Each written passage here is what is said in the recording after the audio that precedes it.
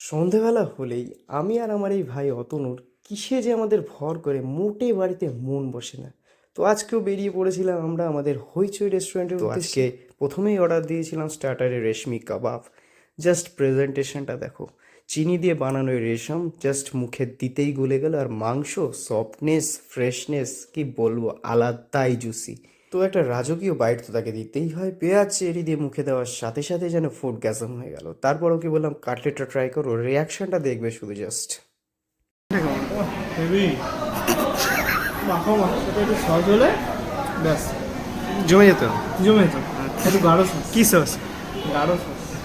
মানতেই হবে চিকেন কাটলেটের ভিতরে কিন্তু চিকেনের স্টাফিং সত্যি খুব সুন্দর ছিল। এরপর আমরা নিয়েছিলাম বোনলেস চিকেন স্ট্রিপসগুলো, যেগুলো খেতেও খুব সুন্দর, বেশ জুসি।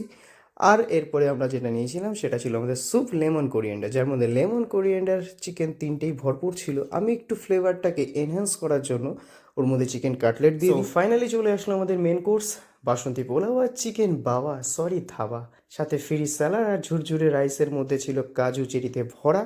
এইভাবে ঠিক গ্রেভি দিয়ে ভাতটা মাখালাম, তারপর একটা চিকেনের জাম্বো সাইজের লেগ পিস নিলাম।